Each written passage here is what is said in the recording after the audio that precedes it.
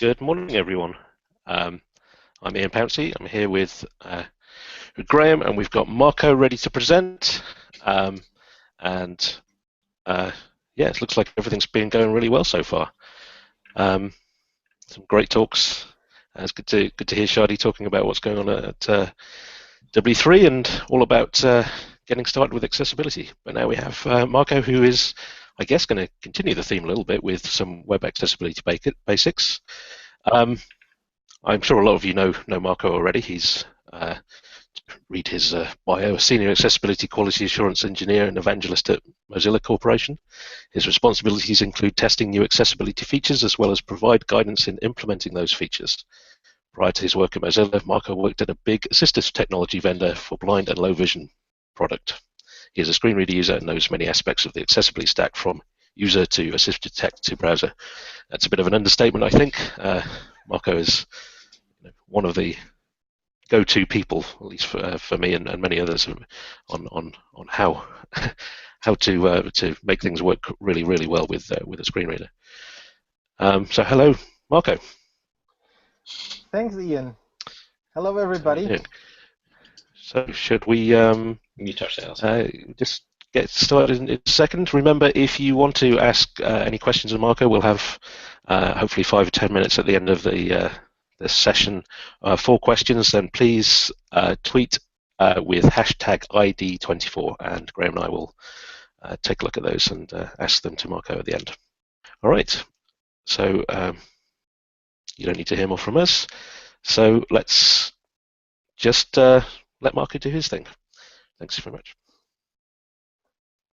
Hello, everybody, wherever in the world you may be now, or when you're watching this after the fact. Also, enjoy. Thank you for the invitation to the Paciello Group. It's an honor to take part in this great event. So let's dive right in. The web accessibility basics. Oops, it skipped one. I'm sorry about that. I was going to say, what are they? What are the web accessibility basics? It's basically the guts of the web. The web is a document-based model, even when we are using fancy apps like Gmail, Google Docs, or whatever else we might be using on the web that looks like an application. At its core, it's still a document. And there have been many building blocks for the web that have been around for 20 years and whose rules didn't change much over those 20 years. It's like, there are basics that have been laid out and they've been improved upon, and some new stuff has been added, but at its core, all the stuff that I'm going to show you has been around for the most part for the last 15 to 20 years. And Google are having a theme this year at going back to the web. Mozilla has renewed its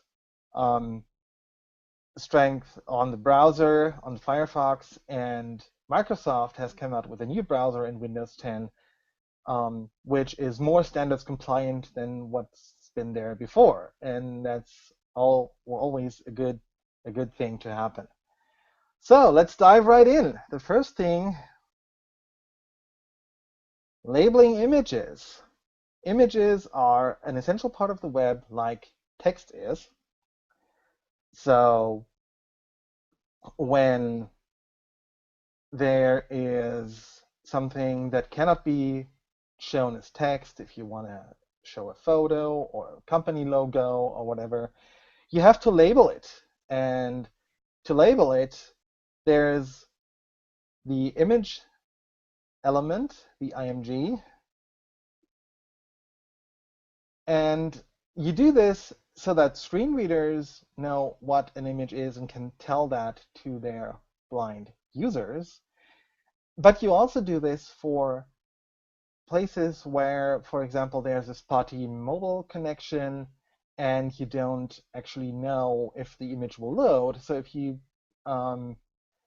want to know as a sighted person what might be in that place when the image hasn't loaded yet, it's useful to label that. And to label an image, you do use an alt text, an alternative text that's provided to the img element by the alt attribute.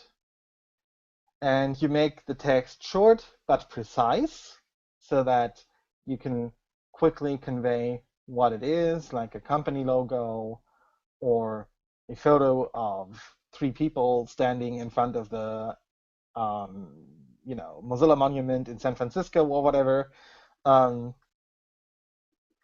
But you don't use the words graphic or image because screen readers already know that the img tag says that this is a graphic. So the img does not only tell the browser that it should load a graphic resource, but when translating that into the language that the screen reader understands, we call it the accessibility application programming interface, we already know that img represents a graphic. So having a word like graphic or image in here would be redundant information. So avoid that and instead concentrate on what that image actually is. Well, sometimes there are situations where you have images that actually do not need to be conveyed to the user. They might be decorative in the sense that they make things a little more beautiful, but are otherwise non-essential. And for that, we have a technique. And the technique is to say img, the img tag, and use alt equals quote quote, which is an empty string. Must be alt equals quote quote, cannot be alt equals nothing, and you must never ever leave out the alt text at all. The alt attribute must always be present because screen readers will otherwise try to get what the image might mean from a title attribute or from the source, the resource URL that the image references. Because missing alt text, like no alt attribute present at all, is viewed as an author error and not as intentional. If you want to be very explicit, and you do want to be explicit, use alt equals quote quote for decorative images. And screen reader users will appreciate that because it'll reduce clutter for stuff that's not informational in a sense that it's actually essential to understand the contents of the web page.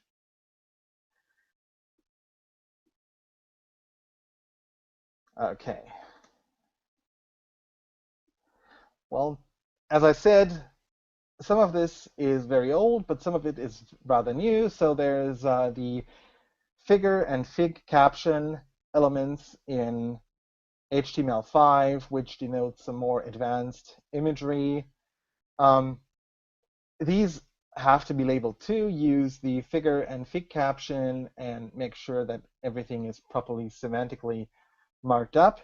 And for our vector graphics friends, SVG is a very preferred way to convey responsive graphics nowadays. And it has a title tag. The SVG standard has a title tag for SVG images. And that's really a tag. It's not text. It's not an attribute. It's a title tag. And that's to be used to label images in SVG. So we do have more than just the img tag to include graphics. I forgot to mention background images here, CSS-generated background images, but they have several accessibility issues. Among them, you cannot label them properly, so you do want to maybe avoid those, but that's a different discussion altogether. Okay, that's it for images. Next topic, very important and thus a bit longer. Labeling form controls. Very, very important. A lot of the web is based on the user inputting something, sending something back to the server, and the server generating something useful out of it, be it shopping, be it information lookup, whatever. So in order to empower users to actually put the right thing into the form field, you have to label them. And HTML has had labeling for form fields for a very long time. And guess what? Many people still get it wrong in the year 2016. I'm still seeing lots of web pages when I browse daily that actually don't have proper labeling in form fields. So for once and for all of you who are watching this, you now know how it's done right. You see it on the slides here. Input, the input tag, the select tag, and the text area tag. Inputs of all types except buttons. Buttons are its own subject some moments later, but all the kinds of text fields, checkboxes, and radio buttons, they can be labeled, and there's a label tag, and you connect the two by providing the ID of the input to the for attribute of the label tag. I've put down some sample code here. It says label for equals fn. In the inner text is first name, and the input has an ID of fn and a name of fname. That's important because you reference the ID, not the name. And the input is a simple text field. Below that, we have something similar just for demonstration purposes for a select, which where you can use the country selection. You also reference the ID of a select inside the label's for attribute. And the same for text area. I didn't put an example here, but that's pretty self-explanatory.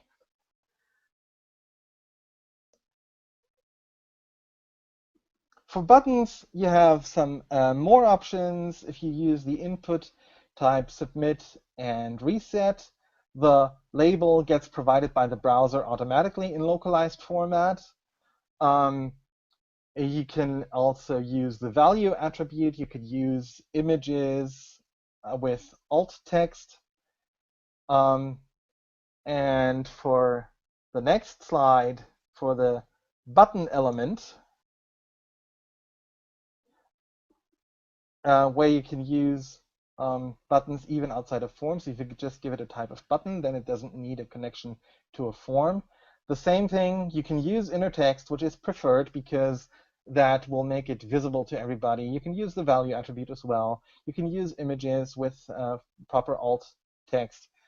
And you can use for styling, for better styling, for example, you can use span elements inside the inner HTML of a button to provide some more flexible styling than the button element itself provides. So if you want to make things look some little more beautiful, use a button element if it provokes an action. If it's something that actually goes to a different page, that's a wrong element. Michiel said something about that earlier in his presentation. Don't use buttons for links. So this is always for an action that's being performed.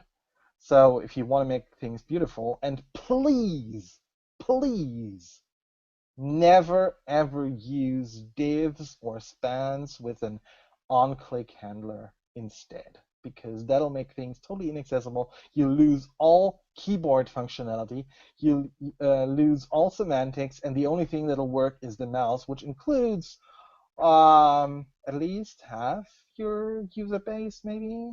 You know, it's a lot of people who then could not use those clickable divs and spans. Instead of use a proper button element, and for the styling, use a span or two or whatever inside that inner text and make it look more beautiful.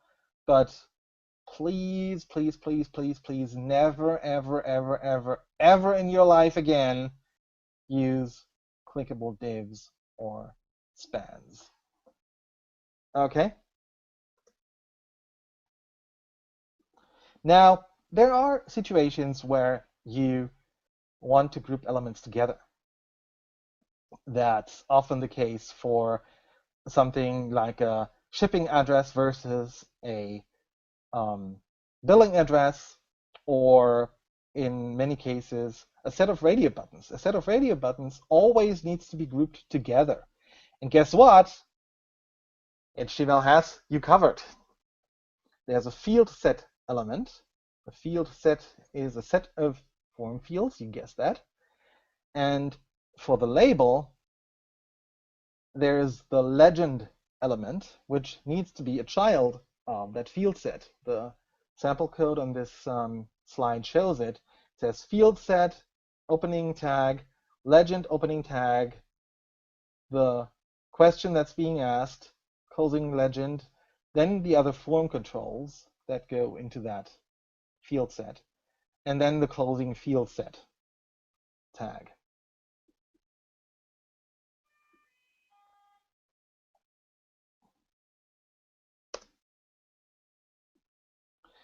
For radio buttons, this is even more important because for radio buttons, the keyboard interaction is such that you switch between one of the radio buttons. You can only have one selected with the up and down arrow keys, and tab will actually move you forward beyond the set of radio buttons. So if you have something like a, how old are you? Like too old or too young or whatever, and you have a set of radio buttons here, you must group them in the field set and legend. So the legend provides the question, like how old are you?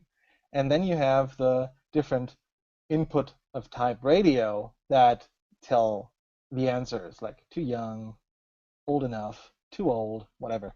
And that means that it's not only logical for screen readers because they see the connection between the radio buttons and the actual question that's being asked when people tap into that group of radio buttons, but also for keyboard users who are not screen reader users, they can select the right radio button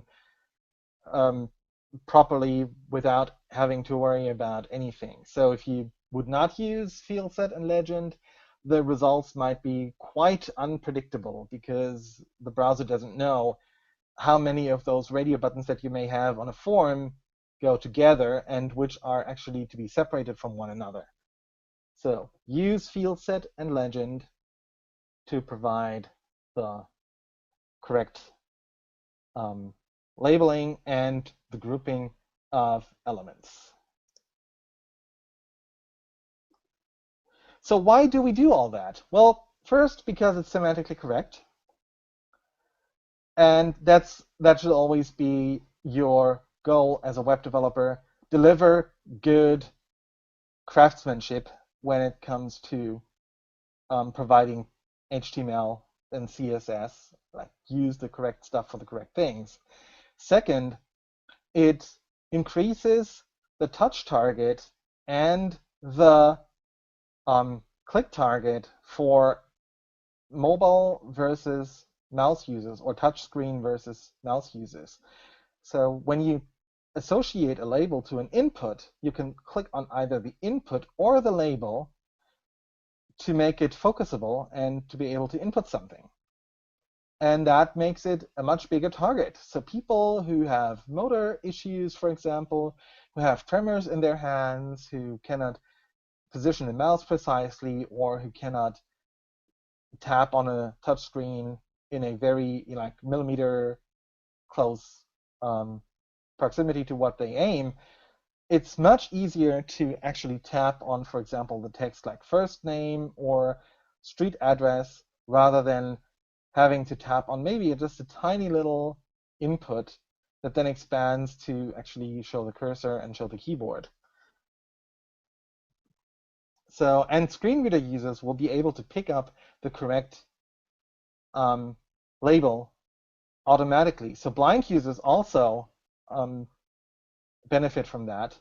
And Also, people with speech recognition software can just say focus the field first name, and the voice recognition will find the field that is associated with the label first name and will focus that. Otherwise, they would have to make the the speech recognition software move through the controls until it reaches the correct element. And for screen reader users, if a field is not labeled, screen readers would only say something like edit or text field without letting the user know what's actually being asked of them. So there are lots of advantages of doing the right thing with forms.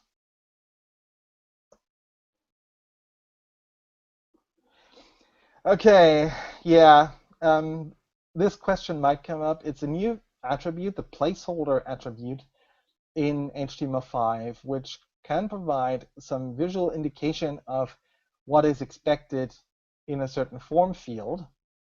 The problem with the placeholder attribute is it is not meant as a replacement for a proper label. The spec is very clear on that.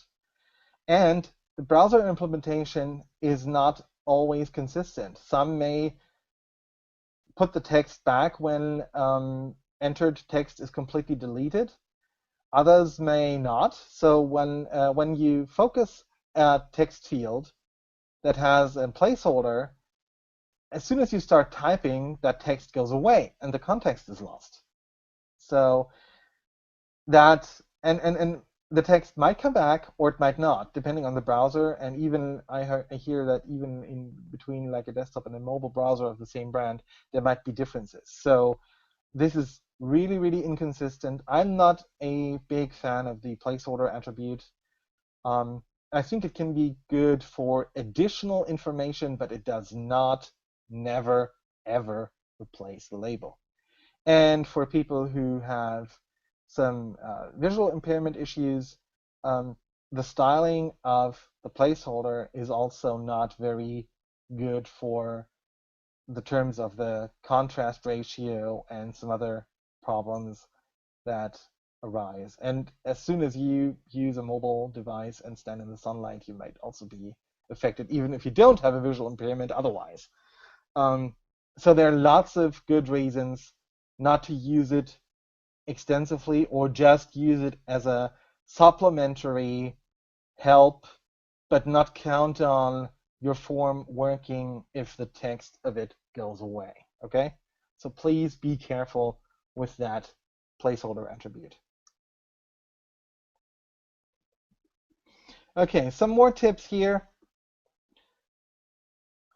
Use the input types for email, URL, telephone number, and others because it'll bring up the correct keyboards on mobile devices, and somebody who's had to enter an email address without the proper email keyboard on a mobile device will probably very much relate to what I mean.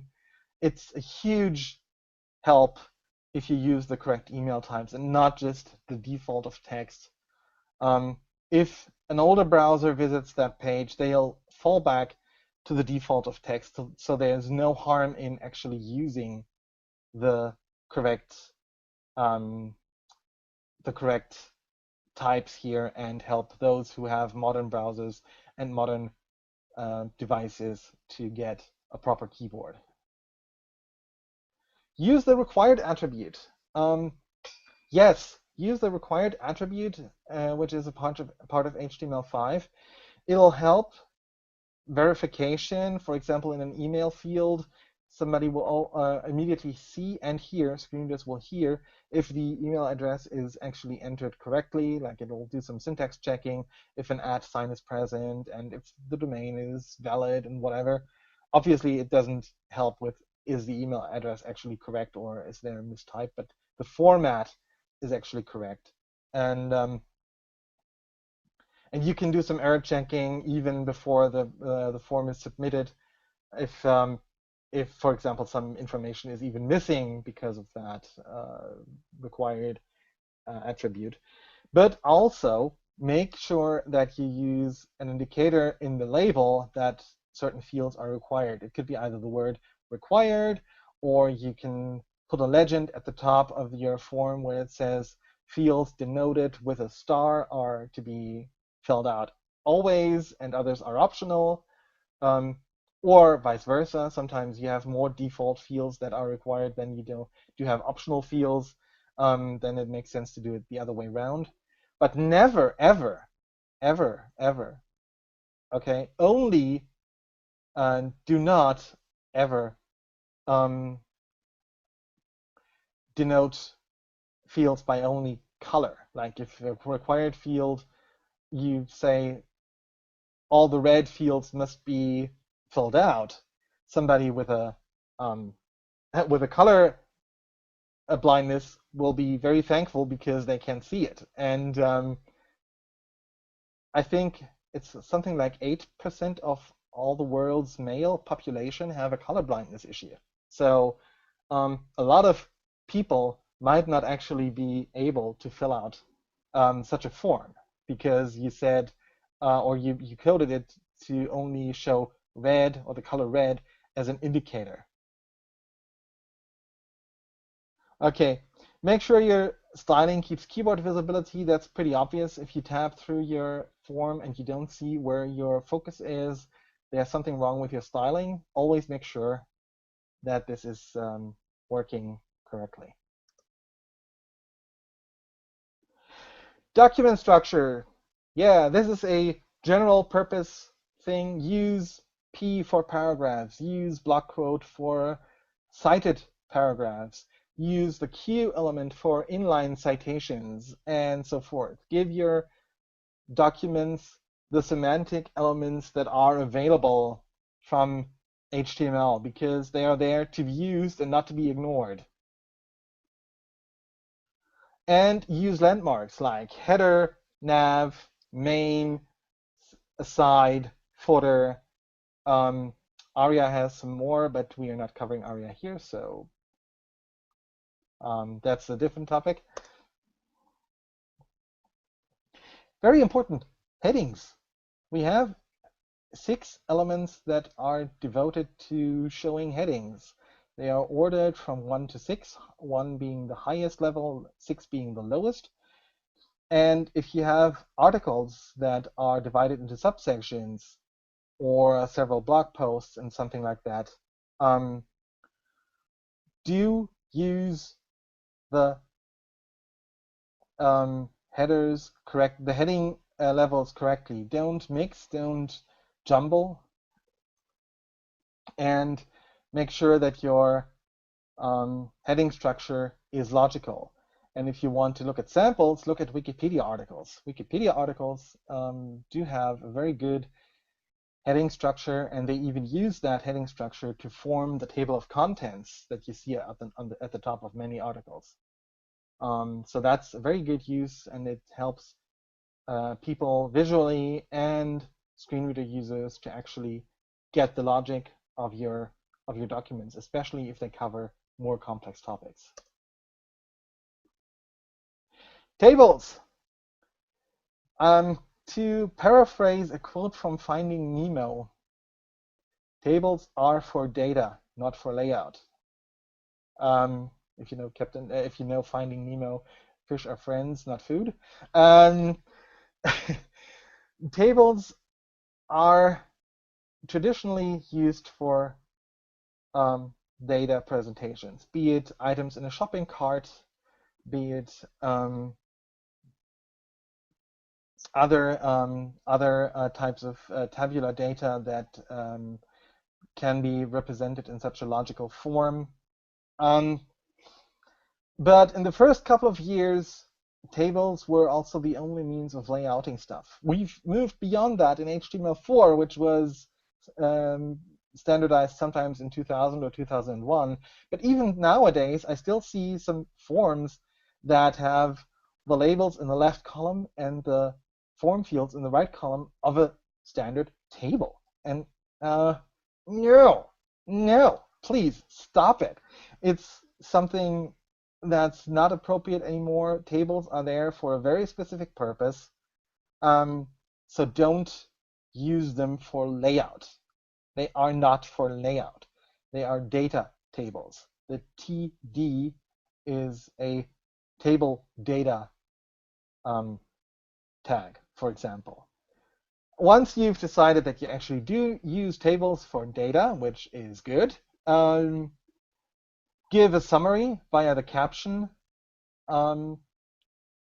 element inside the table. Probably the first thing you want to do in a table, because it's something you want as at the top, so that says what the table is about.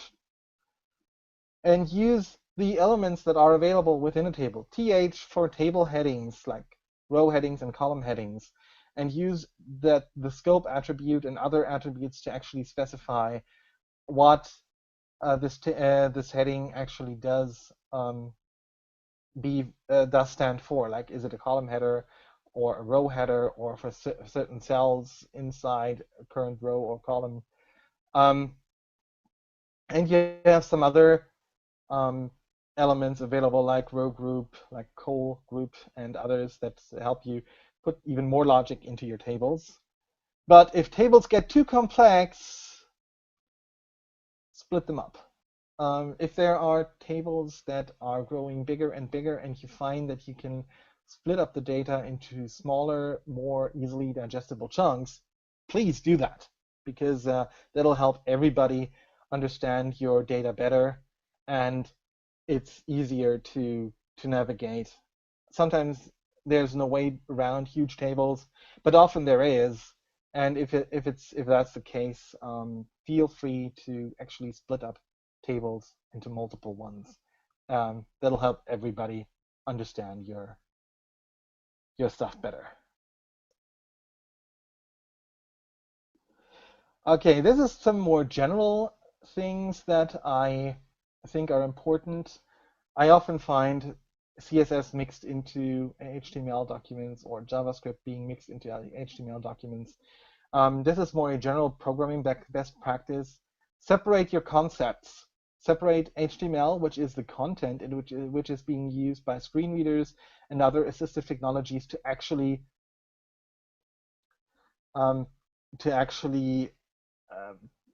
give the representation of the web page, like the order of things and the text and all that stuff. CSS, cascading style sheets, are for the visuals, like the padding and the margins and the colors and fonts and whatever else, except for some things like display none, visibility hidden, or before and after text. CSS does not have a bearing on the way assistive technologies digest your content. It does not. There are ways to actually see if Flexbox model, this new stuff in CSS4, I think it is, should influence that order of accessibility exposure, but that hasn't been decided yet. Sometimes you can create really fancy disconnects between the actual DOM order, document object model order, and the visual order of things on the screen with CSS Flexbox models. That's still up in the air. That's not been fully decided on. It would make things more complicated, in my opinion, but that's a political debate I'm not going to go into here. And the JavaScript, obviously, it does add dynamics, and dynamics are not inherently inaccessible. They are accessible if the JavaScript puts out semantically correct HTML and CSS and does proper focus handling, for example, for pop-ups. If you do the right thing for keyboard navigation and so forth, so that when you pop up a dialog, you put the focus there because that's where the user's attention is, and so forth. So JavaScript is not inherently inaccessible. On the contrary, I encourage people to use it sensibly, because we do live in a dynamic web application world and we want to participate. But make sure that you apply the same rules to JavaScript output HTML as you do for that which you hand code. And that goes for all the fancy JavaScript frameworks as well, beginning at jQuery and not ending at Angular or React or whatever they are called. One important thing which affects many more people than just people with visual impairments, color contrast. Have you ever stood in the sunlight with your glossy smartphone or tablet and you tried to read something and you couldn't because the bright sunlight shone on you and the glossy screen reflects that and everything becomes blurry? Well, welcome to the world of too low contrast on websites or in apps or whatever. Um, there is a W3C standard called the Web Content Accessibility Guidelines, which recommends a contrast ratio of main content text of a ratio of 4.5 to 1. And that should be followed. There's a tool by TPG that's called the Color Contrast Analyzer. I hope I got the British English right. Which can help you do that. You can, like if you're a mouse user, and most of web developers are, you can, use like an eyedropper and, look at what your contrast ratios for different parts of your web pages are. Really good tool. There are some others who do the same thing or who have other means of analyzing that, and I encourage you to use that. And if you're in doubt, if it's still not working, put your page on a smartphone or tablet and stand in the bright light. Can be under a bright lamp or in the sunlight, and see if you can still read it. And a lot of people will thank you for that. Believe me, a lot more people than you might imagine.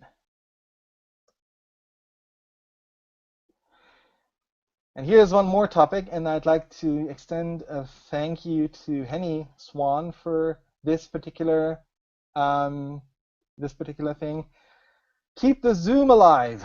Many people disable zoom on mobile web pages, probably because their layout explodes once they start zooming. Well, guess what? The problem isn't the zoom, the problem is your layout.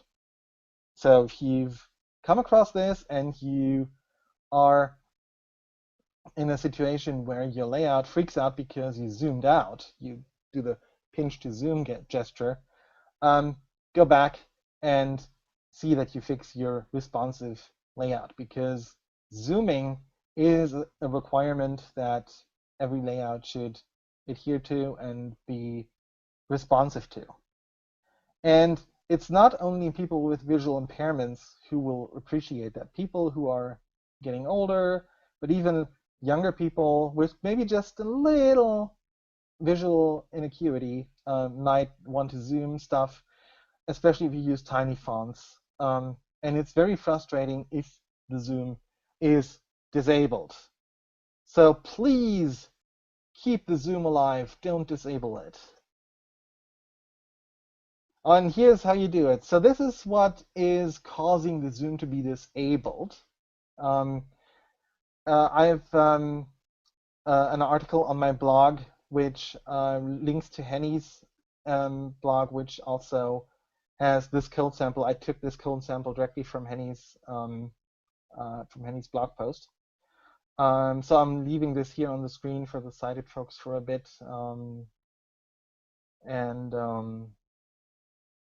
so that you can actually look at what it says. So this is the way to not do it. And here it is how you fix it. You basically you do the meta content width, device width, initial scale 1, maximum scale 2, and user scalable equals 1, and the name is viewport, and meta name viewport content user scalable equals yes. Okay, that's very important.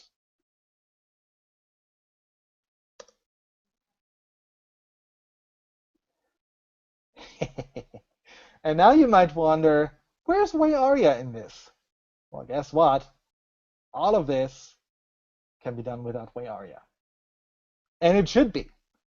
The first rule of WAI-ARIA is don't use it if you don't absolutely have to. Use semantic elements instead. Use the host language elements instead because they have the built-in accessibility by the browsers and the keyboard navigation and all the fancy stuff that make web pages work for much more than just mouse users. WAI-ARIA is an advanced technique not needed for all the above. And just because you've heard of WAI-ARIA and sugarcoating it, all of your content with some random ARIA attributes that you think you might know what they're doing, but aren't actually knowledgeable about, might actually do more harm than good. So please only use it if you absolutely must, and if you know what you're doing, and you know how to test it or to find somebody who can test what you are doing. It's advanced stuff, and it's not needed for most standard things, believe me. Okay, and I'm getting to the end now. In conclusion, HTML is more than divs and spans, plus on-click handlers. It's powerless in its structure and semantics, which is pretty obvious if you look at the web's history and how basic everything was when it started. And correct semantics give better usability, better search engine optimization, and are for everyone. So that's what I want to conclude with. It's really like, if you use correct HTML in web pages and not just divs and spans, you get so much for free. Basically, I would say correct semantics get you 90 to 95% there. Some might be in CSS, like the color contrast. Some might be in the meta things like not disabling zoom if you done that. But most of the correct semantics for everybody lies in correct HTML and CSS usage. Okay, and here's how to contact me. I am Marco Zehe, marco.zehe@gmail.com. Zehe is the last name, Marco is the first name, marco.zehe@gmail.com. I am at Marco in English on Twitter. There's also an at Marco Zehe, which is my German Twitter nick. And if you follow me there, you'll probably be unhappy unless you speak German. And on GitHub, I am Marco Zehe, Marcozehe, all in lowercase, or I think it doesn't matter.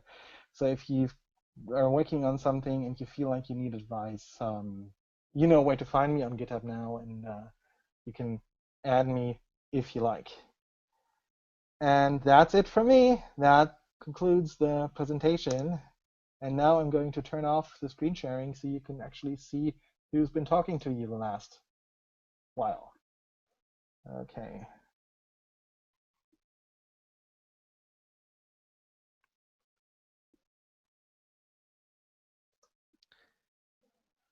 Oops.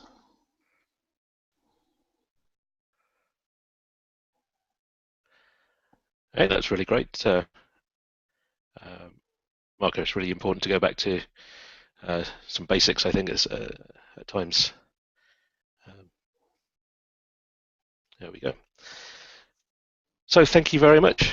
I don't see Graham on the call yet, but I'm sure he'll join us soon. I don't see any questions for Marco yet. Just going to check that. Let's see. We have one from Ian Devlin. Which pattern is better? A label element that contains the input field, or a label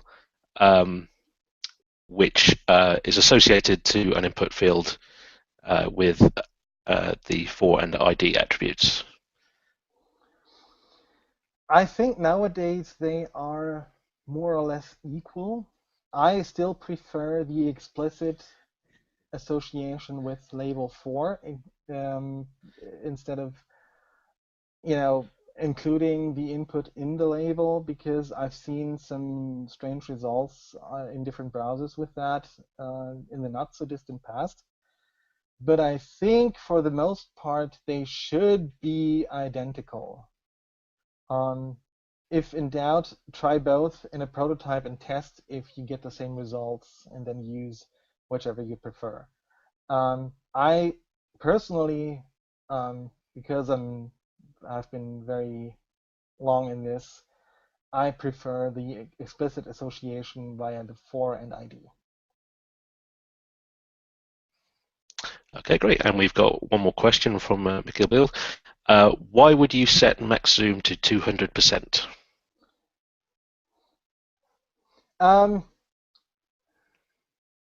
That is a good question. Actually, this is something I mostly relied on the expertise of others for this. I just thought it important to include it because it's something that I encounter often when people complain that Zoom has been disabled on something. I don't know if the actual 200% is a maximum value that's possible in this meta element, or if this is a value Henny chose for her article. I've seen this same pattern in other articles too, so I thought this was something like a maximum allowed value or something that would then be used. But as I am totally blind, I actually cannot see or could not see what happened in a Zoom thing. But I've seen this repeatedly around the web, this pattern of 200%. So I just took it as it were and showed it as a technique. But I'm not sure. Maybe Henny can answer that on Twitter, or chime in some other way on that front. Okay, I have to let her know. So thank you very much, Marco. Is there anything else you want to add before we end the stream? I would just like to thank you all for listening in, for watching, and for TPG to invite me to this great event. And I'm looking forward to what's to come, and also to rewatch some of the earlier sessions, which I only saw via tweets, but not in full yet. So thank you, everybody. Thank you very much, Marco. Okay, we're going to switch to our next feed, so please join us in a few minutes for David, who's going to talk about supporting the development of, let me see, supporting the development of accessible websites. Thank you very much.